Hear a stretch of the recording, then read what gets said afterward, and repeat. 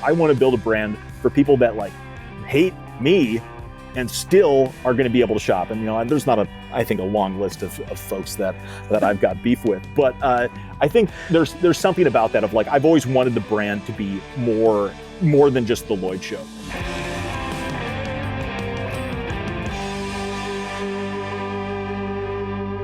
How do you think about brand identity, or pushing more on the identity piece? How do you think about brand identity? I just had a conversation with a VP at Training Peaks, and we were talking about like the personification of a brand. And I don't mean that in a metaphorical sense. I mean like the people who represent the brand. Mm-hmm. And if you think of a brand, you think of the people, whether those are the sponsored athletes or the ambassadors that you see, or the influencers that you see, or the people who actually work at the brand, being out there at events and at trade shows and all these types of things. And I think people are, my opinion is people are craving this. They're craving a human identity behind a brand, and it's no longer enough to have a good product. We're talking about this specifically around when you think of a sports nutrition brand like a Precision or a Tailwind or Skratch. Like when I think of Precision, I think of Hayden Hawks. When I think of Tailwind, I think of Courtney DeWalter. When I think of Skratch, I think of Gwen Jorgensen and Reed Burrows and like people, Dr. Alan Lim, the people who make the brand. And these are CPG brands, right? That they have a tangible good that you can see, touch, and consume. Mm-hmm. But I still think of people first. How do you interact with that concept? Yeah, I think it's interesting. I mean, I think there's definitely a celebrity around being a cottage brand maker in the ultralight space. Like people know Mateo from Z-Packs. Like people are familiar with who Bennett is from Jolly Gear. And like Anastasia from Kula Cloth like is front and center with her branding. And so I think that I feel like there's a couple different approaches for how to be able to do that. And I think for a small brand, it can be really beneficial to be able to put yourself front and center, to be able to make that personal connection, to make people feel like they're not only supporting a great product, but also someone who they feel connection to. I do think that is a harder concept to be able to scale. And it's one of the reasons why, even with Garage Grown Gear marketing, like most of my public facing stuff is within the industry. It's not really to the public. I have like one YouTube series that I pop on every couple of weeks to do, but largely I don't want the brand to all be about me. Like it's not the Lloyd show. It's so much more. Like I think not to say that I want Garage Grown to be the Amazon of anything, but I think Amazon is a perfect and a wild case study of like, I don't know how many people use Amazon that hate Amazon, but Amazon's service is like so good. Can't beat it. So convenient that like people who hate it use it. Like, yes. I don't want people to hate Garage Grown, but I want people to find Garage Grown so unbelievably convenient and wonderful that even that person who left a 1-star review who absolutely hates everything about supporting small brands is like, well, I had to place that order because it was the only place I could get that thing, And I think like that is something that I keep in my head is like, I want to build a brand for people that like hate me and still are going to be able to shop. And, there's not I think a long list of folks that I've got beef with, but I think there's something about that of like, I've always wanted the brand to be more than just the Lloyd show. But I think that idea of having kind of like athletes be at the lead of that, I think that's a little bit different. And I think that can grow and scale more because that like level of endorsement, that level of kind of social proof is huge. And I think we see that a little bit within the backpacking space. I mean, I think kind of the athletes in that space are the FK tiers, the people who are doing the calendar year Triple Crowns, and they just have like way lower profiles, I think, than professional trail runners and professional runners in general. But it's interesting seeing kind of who decides to be able to lean into what type of marketing. Like, I don't know how many people shop at REI know who the CEO of REI is. But REI has cultivated an identity around it. I think about a brand like a Bedrock Sandals. No professional athletes that I could name off of there, but I just have an image of my head of some dirty person on a bike wearing Bedrocks with like cut off jean shorts. Like I've got the image and the identity of what that is, and I feel like if I were going to wear a pair of Bedrocks, I would ultimately be way cooler than I am right now because, I'd have them on my feet. So I think that it either has to be kind of one or the other. It has to be like a personal connection that makes you feel like you're involved in this thing, or it just needs to be so unbelievably good and so much better than anything else that like it doesn't matter. Like that's just the place or the thing that you buy because it is such an industry standard and doesn't have competition.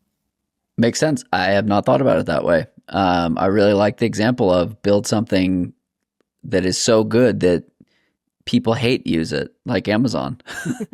I think that's the really it's the perfect example. Yeah, it's the perfect. I've been resonating on this a lot recently with the idea of like, I mean, I don't know. We sell stuff. I sell stuff for a living. That's like my thing. But like how one grapples with capitalism in general, I think it's an interesting thing of like how do you create something that is like worthy and has value. And I think about this also in the terms of like not to take a hard pivot, but towards both climate change and diversity. Like I'm always baffled that, take Minnesota, for example, that people want to mine in Minnesota and destroy natural resources that people use for recreation. Like recreation in those wilderness spaces like are a renewable resource that are such huge economic drivers.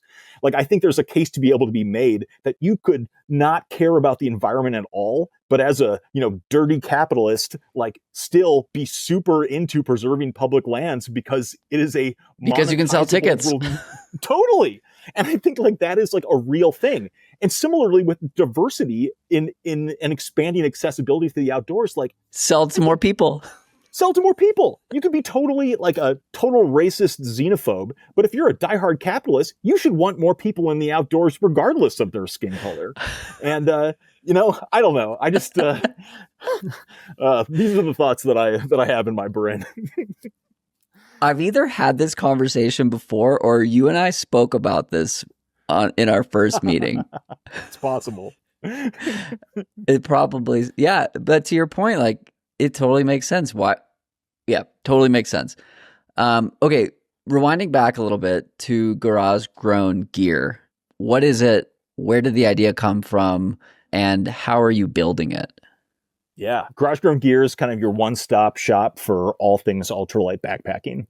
So we primarily work with small brands because they're often the ones that are in this space creating a lot of innovative products. A lot of people hiking a trail like the PCT, coming off of it, designing something and putting it into market. So a lot of the brands that we work with are, referred to as cottage brands, but we definitely work with some larger players in the space. And we kind of say that we do kind of two sides of the coin. We do the straight up retail. So we warehouse everything here in the Twin Cities in our warehouse here. And the other side of it is kind of the promotional side of what we do.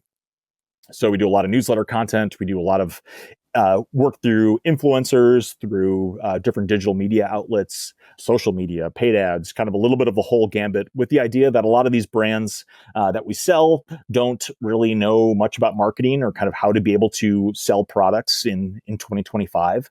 And so we take a lot of brands that people haven't heard of and a lot of products that people haven't seen, and we put them on a platform and try to market them and promote them and showcase them with really solid user reviews and create a platform full of stuff that you could use for long distance hiking.